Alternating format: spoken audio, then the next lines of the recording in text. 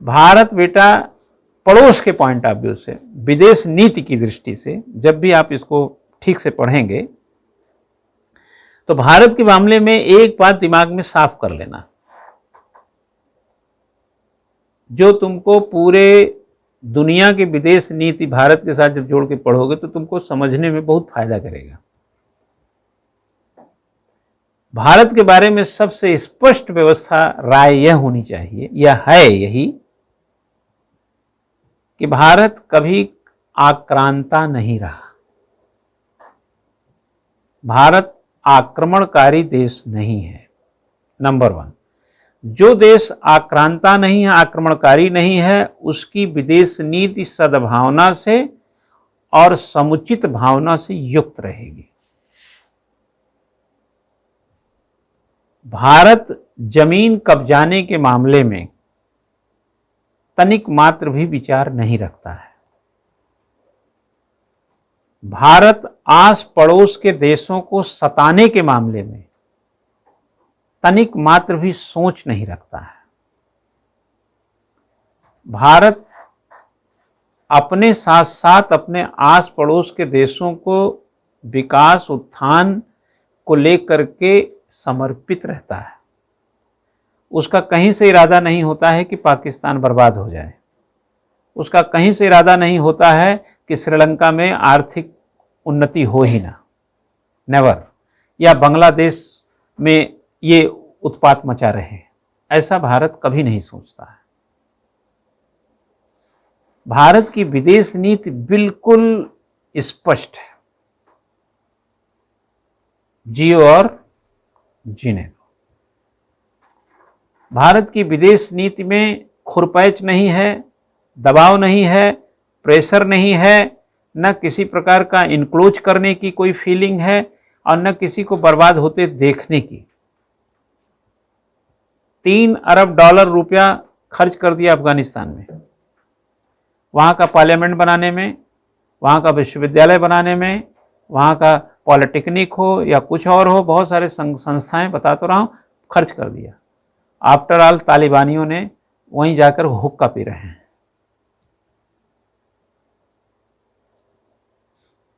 हमारा क्या उद्देश्य था? हमारा क्या उद्देश्य है? विदेश नीति के उद्देश्य बड़े लंबे होते हैं बच्चा। जैसे कानून के हाथ लंबे होते हैं, वैसे विदेश नीति के विचार बड़े लंबे होते हैं। अफगानिस्तान में अमन चैन होगा,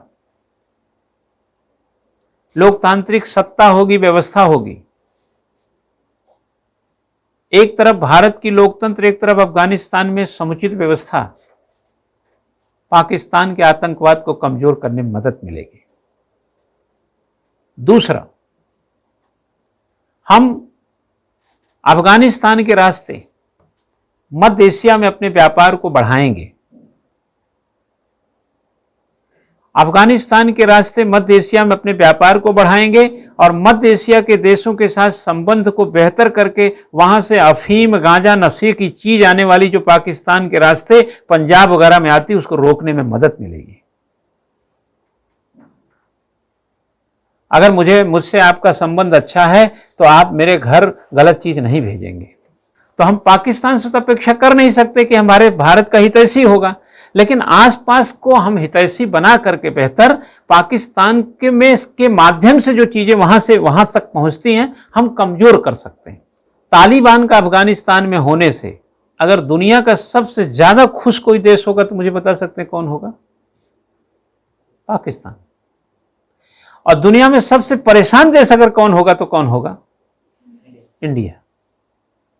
क्योंकि उसके बरसों के प्रयास और अरबों रुपए के खर्च पानी में चले गए। इस दिन के लिए कोशिश नहीं की गई थी। अलबत्ता हमें सीधा कोई नुकसान ना हो रहा हो, लेकिन जो सीधा फायदा मिलता है वो तो नहीं मिल रहा है। ठीक है, अब अगर आप चाइना इधर श्रीलंका की तरफ, समुद्र की तरफ चले आइए, श्रीलंका बर्बाद होता रहा और भारत रसद भेजता रहा, पैसा भेजता रहा। कितना पैसा भेजेगा यार? भारत कोई अकूत पैसे का भंडार है क्या? हाँ, गोटबाया राजपक्षे हम जानते हैं कि चाइना परस्त था। अपना आइलैंड, अपने द्वीप को चाइना को दे देता है लीज पे, अपना आर्म कैंप बना ले, कुछ ऐसे कार्य करे जो भारत के हित में ना हो, हिंद महासागर असुरक्षित हो जाए। फिर भी भारत मालदीव हो या श्रीलंका हो, उसके लिए हमेशा दोनों हाथ फैलाया रहता है कि भैया कोई ज़रूरत हो तो बताना। मालदीव का पंप खराब हो गया, पानी नहीं था, छोटा सा देश है द्वीप में, वहीं नहाने वहाने जाते हैं लोग, यहाँ से दिल्ली बम्बई से हवाई जहाज़ पकड़ के चले जाते हैं मालदीव नहाने। अब उनसे पूछो कि क्या तुम्हारे नल में पानी नहीं आता है, और वहाँ का पंप खराब हो गया मालदीव का। अब पूरे मालदीव में पानी का संकट, भारत पानी के जहाज से पानी भेज रहा है मालदीव में। भारत का क्या जा रहा है, अरे अड़ोस पड़ोस है, थोड़ा यही सब तो होता है ना कि कोई रिश्तेदार आ गया गांव में, कोई किसी के यहाँ दामाद आ जाता था, कोई बड़ा रिश्तेदार आ जाता था, तो अड़ोस पड़ोस के यहाँ के दूध होता था तो आधा लीटर दूध जाके दे देता था चाय पानी के लिए। तो अब उन दोनों पड़ोसी के संबंध अच्छे हो जाते थे कि और कि नहीं, कि भाई अड़ोस पड़ोस का मामला है, उसके रिश्तेदार आए, उसके यहाँ गाय भैंस तो है नहीं, जगह आधा लीटर दूध दे दिया। अब उसको याद रहेगा कि जब हमारे कोई रिश्तेदार है, जो भी है, दामाद ही ले लो, आज दामाद का तो ज़्यादा खातिरदारी होती है, तो आया था तो वो देखो वो बबली की मम्मी जो है ना आधा लीटर दूध दी थी। तो जब भी कोई बात होगा तो वो पड़ोसी जो वो होगी उतना नहीं उदार रहेगी ना थोड़ी सी। तो जब हम पानी भेजे थे मालदीव में, तो मालदीव हमारे प्रति एक सकारात्मक सोच रखेगा ना, तो हम पड़ोस के नाते ये सब तो करते ही रहते हैं। वो भी वो क्राइसिस में चला गया, भारत पैसा भेज रहा है। तो ये सब चीजें एक प्रकार से, जैसे नेपाल में भूकंप आया था 2014 की ही बात है, 2015 की बात है, अप्रैल 2015 में पूरी भारत की रसद सामग्री खोल दी गई। हालांकि दुनिया का और चाइना वाइना सब मदद कर रहे थे, लेकिन भारत पहला। और कमाल की बात आपको पता है, आपको बड़ा ताज्जुब होगा, सुशील कोइराला उस समय प्रधानमंत्री थे, अप्रैल 2015 की बात है। अगर तारीख और मुझे तो याद है तो 24 अप्रैल ऐसी कुछ था। उस साल जो है ना बड़ी बारिश हुई थी, फसलें बड़ी खराब हुई थी, इंडिया में बहुत बारिश हुई थी, आए दिन बारिश होती थी, गेहूं बहुत खराब हो गए थे। उनके यहाँ वो आया, भूकंप आया, और प्राइम मिनिस्टर मोदी उनको फोन करके बताया कि आपके यहाँ भूकंप आया हुआ है। सुशील कोइराला को मोदी जी ने फोन किया कि भैया आपके यहाँ भूकंप आया हुआ है, मतलब काठमांडू में उनको पता ही नहीं है, और बहुत नुकसान हुआ था। अब भारत ने बड़ी मदद किया। अब इस मदद का एवज क्या होता है? मदद का एवज ये नहीं कि आप हमको हमारी मदद कीजिए, मदद का एवज ये है कि आप ऐसा कुछ ना करें जिससे हमें दिक्कत हो। जैसे चाइना से संबंध आप अच्छे कर लीजिए, हमें दिक्कत हो जाएगी। चाइना की सरपरस्ती स्वीकार कर लीजिए, हमको दिक्कत हो जाएगी। हाँ, फिर आप देखिए भूटान को देखिए, हमारा 90% जो सामग्री होती है हम भूटान को भेजते हैं।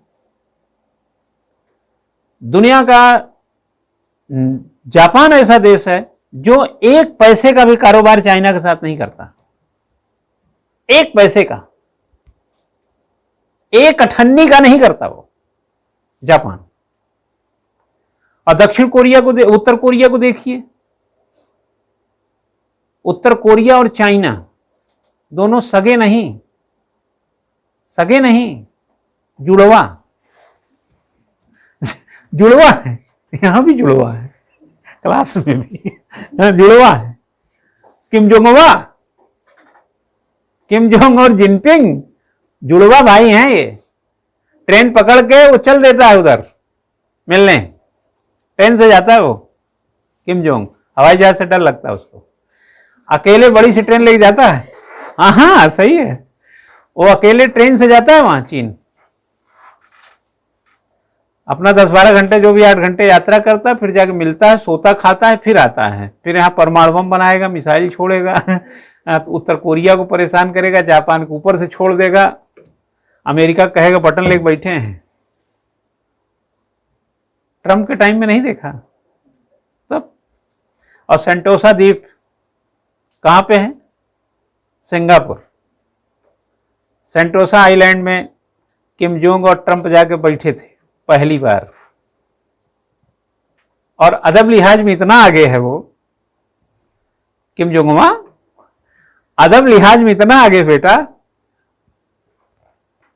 कि वो पहले से आगे बैठा हुआ है। कौन? Kim Jong. वो अपने देश का मुखिया है, ट्रंप अपने देश के, वो पहले से वहां इंतजार कर रहा है। तो पता किया गया, तो पता ये किया गया कि बड़ों का जो छोटे होते हैं इंतजार करते हैं। कमाल थिंकिंग है यार। वो अपने को उम्र में छोटा मानता है ना ट्रंप से। ट्रंप तो 75 कितने साल का, कि अपने से बड़ों का इंतजार करना चाहिए, इंतजार करवाना नहीं चाहिए। इतना नैतिक रूप से युक्त होने के बावजूद भी कितना वैचारिक रूप से वो नष्ट व्यक्ति है कि बटन लेके बैठे हैं। परमाणु बम है हमारे पास, उड़ा देंगे तुम्हारा वाशिंगटन। और सेंटोसा द्वीप में ये मीटिंग हुई। तो अब जैसे उत्तर कोरिया के साथ हमारा कोई रिश्ता नहीं है, दक्षिण कोरिया के साथ हमारा बहुत अच्छा रिश्ता है। सैमसंग सुने हैं कि नहीं? सैमसंग मोबाइल, किया गाड़ी किसकी है? कोरिया की है ना। और जो किया लेकर के, इतनी बड़ी चाबी लेकर के शोरूम में फोटो खिंचवाते हैं, वो किसकी गाड़ी है? किया की है, दक्षिण कोरिया है ना। दक्षिण कोरिया के साथ हमारे बड़े अच्छे 3 करोड़ के लगभग की पॉपुलेशन है। अभी यहाँ नोएडा में उसका गए थे, प्राइम मिनिस्टर थे और शायद योगी जी भी थे, पहले की बात बता रहे हैं, उद्घाटन किए थे। कुछ उन लोगों के बीच टाई अप हुआ था कुछ इस तरीके का। तो हमारा दक्षिण कोरिया के साथ अच्छे संबंध है, आसियान देशों के साथ अच्छे संबंध है। हम आसियान में बाजार ले जाना चाहते हैं, लेकिन चाइना का 70% बाजार काबिज है वहां पे। एक तरफ देखे होंगे मध्य एशियाई देशों से नशा आता है, जो उड़ता पंजाब, और मणिपुर वगैरह में भी देखें नशाखोर बहुत मिलते हैं, क्योंकि म्यांमार के रास्ते आता है। तो अगर हम म्यांमार वगैरह से अच्छे संबंध रहें, अच्छा कुछ रहे, तो हम उनको बोल सकते हैं ना, भाई हमारा आपका रिलेशन अच्छा है। और चंडीगढ़ में जो मेरा कोई दोस्त है बड़ा अच्छा सा, और मेरा बेटा चंडीगढ़ जा रहा हो, तो मैं अपने मित्र को बोल सकता हूँ ना कि यार जरा वो बेटा जा रहा है, जरा उसको देख लेना, थोड़ा 1-2 दिन रहेगा, रहने होने का कोई दिक्कत ना हो। अगर दिक्कत हो तो होटल वोटल ले लेगा, लेकिन तुम थोड़ा सा जाए गार्जियन 2 दिन तक देख लेना उसको। तो अगर हमारी दोस्ती है तो वो निगरानी कर लेंगे ना, थोड़ा सा उसको असुविधा ना हो। तो अगर हमारी अच्छी दोस्ती है, मॉनिटरिंग ठीक हो जाएगी ना। हम पाकिस्तान से बोले कि देखो यार आतंकवाद वगैरह मत भेजा करो यार तुम, और ये बम वम क्यों रखते हो तुम, क्यों ये आतंकी पालते हो, आराम से खाना वाना खाओ, रहो ठीक से। उसको ऐसे बोल सकते हैं। उसको तो बम से उड़ाएंगे पहले क्योंकि उसकी करता ही यही है। लेकिन नेपाल के साथ हो, भूटान के साथ हो, बांग्लादेश के साथ हो, श्रीलंका के साथ हो, मालदीव के साथ हो, तो हम द्विपक्षीय संबंध को सुधार करके अपना एक तो वैदेशिक नीति को सशक्त करते हैं। आप नहीं देखते हैं कि मोदी साहब जहाँ जहाँ जाते हैं कहते हैं कि हर हर मोदी, क्या क्या कर डाला उन्होंने वैदेशिक नीति में, दुनिया में भारत का जो है कद बढ़ा दिया। ऐसे आप सुनते रहते हैं कि नहीं? अभी आप गए थे वहाँ, कहाँ का था वो, कहाँ का था वो जो प्रधानमंत्री जो पैर छू रहा था, पापुआ न्यू गिनी का, पापुआ न्यू गिनी का जैसे पैर छू रहा। मैं तो दुनिया में पहली बार ऐसा देखा कि कोई शीर्षस्थ नेतृत्व जो है किसी दूसरे देश के शीर्ष नेतृत्व का पैर छू रहा हो। तो ये कोई बात नहीं, ये तो उसकी उदार भावना है। और भारत के पहले प्राइम मिनिस्टर हैं जो पापुआ न्यू गिनी गए, शायद वो खुश रहा होगा बहुत ज़्यादा। भारत के पहले प्राइम मिनिस्टर हैं जो इजराइल गए। मोदी साहब तो हाँ बहुत जगह पहले हैं, है ना। तो आप इजराइल के साथ गए तो उसका स्ट्रक्चरल जो वैदेशिक नीति है, या ऑस्ट्रेलियाई देशों के साथ, या यूरोपीय देशों के साथ, अमेरिकन देशों के साथ, ये सब चीज़ों को जब एक तो 2 तरीके से हमने बात करते करते लंबी बताया। एक तो क्या है कि सैद्धांतिक पहलू क्या होते हैं विदेश नीति के, विदेश नीति और वैदेशिक नीति में भी अंतर होता है, वो सब हम जब इसका सब्जेक्ट में आएंगे तब चर्चा करेंगे। तो जो फॉरेन हमारी जो पॉलिसी है उसका एक तो एक सैद्धांतिक पहलू है, और दूसरा जो हम देखते हैं उसका हम देखते हैं कि एक रिलेवेंसी पहलू। एक तो है प्रिंसिपल, एक ग्राउंड क्रिएट है, एक थ्योरेटिकल ग्राउंड क्रिएट है, और एक है रिलेवेंसिव ग्राउंड है। जो रिलेवेंसिव ग्राउंड है उस पर आपसे क्वेश्चन ज़्यादा किया जाता है, उसी पे क्वेश्चन ही होता है। क्योंकि कोई भी प्रिंसिपल ग्राउंड पे क्यों क्वेश्चन करेगा, क्यों कहेगा कि द्वितीय विश्व युद्ध जो है की स्थितियों की चर्चा कीजिए, ऐसा सवाल सिविल सर्विसेज कभी नहीं पूछेगा। बल्कि ऐसा सवाल जरूर पूछेगा कि रूस यूक्रेन युद्ध में, है ना, भारत की वैश्विक विदेश नीति की चर्चा कीजिए। तो आप चाहे सेकंड वर्ल्ड वार की थोड़ी चर्चा आ जाए या दुनिया के कई और संदर्भों में चर्चा आ जाए, लेकिन केवल ट्रेडिशनल ऐसे सवाल नहीं होते हैं, है ना। तो एक्टिविज्म एस्पेक्ट जो फॉरेन पॉलिसी को लेकर के होता है वो कंटिन्यूअस एक चेंज फॉर्मेशन में रहता है, इसलिए उसका जो इंफॉर्मेशन है आपको डे बाय डे जो है थोड़ा सा मॉनिटरिंग में रखना चाहिए, गैदर करते रहना चाहिए। आज का अखबार भी खोलेंगे तो कुछ न कुछ ऐसी चीज़ मिल सकती है, आज नहीं होगी तो कल मिल जाएगी, बट मतलब ऐसा नहीं होता कि हफ्ते में कुछ ऐसा ना मिले आपको, है ना। किसी समय तेल लेना है, किसी समय एनर्जी लेना है, किसी से विज्ञान खरीदना है, मतलब तकनीक खरीदनी है, किसी को अपना माल बेचना है, हमें भी बाज़ार बनाना है। आसियान में 10 देश हैं, हमको भी घुसना है उसमें बाज़ार को लेकर।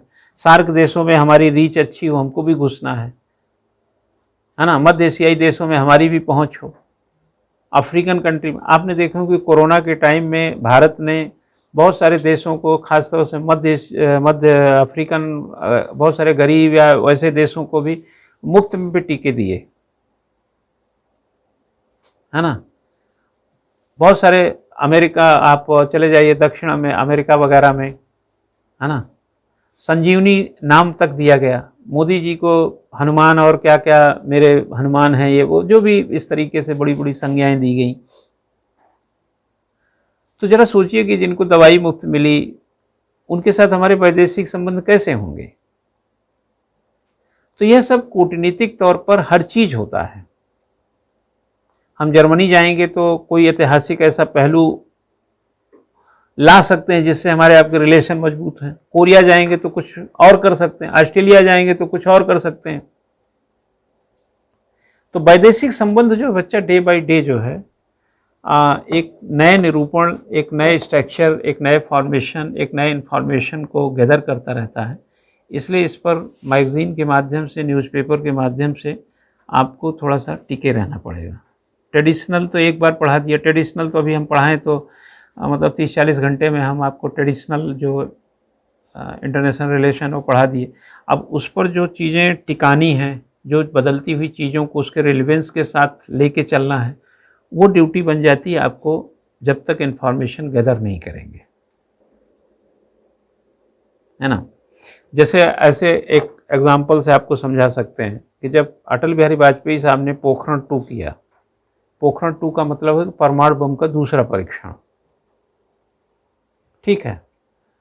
तो जब उन्होंने ये परीक्षण किया तो चूंकि दुनिया के लोगों को नहीं अच्छा लगेगा ना, तो दुनिया के लोगों को अच्छा लगा नहीं, किसी को अच्छा नहीं लगेगा। कोई भी व्यक्ति शक्तिशाली बने या परमाणु बम जैसे मतलब का परीक्षण करे तो आदमी विध्वंसक की श्रेणी में रख देगा। हालांकि भारत का सीधा सपाट, जैसे हमने बोला कि भारत के बारे में एक राय आप अंतिम राय बना लीजिए कि भारत ना तो आक्रांता देश है, न किसी अड़ोस पड़ोस या किसी देश को परेशान करने वाले देश की संज्ञा में आता है। भारत का परमाणु बम भी किसी देश के लिए नहीं है।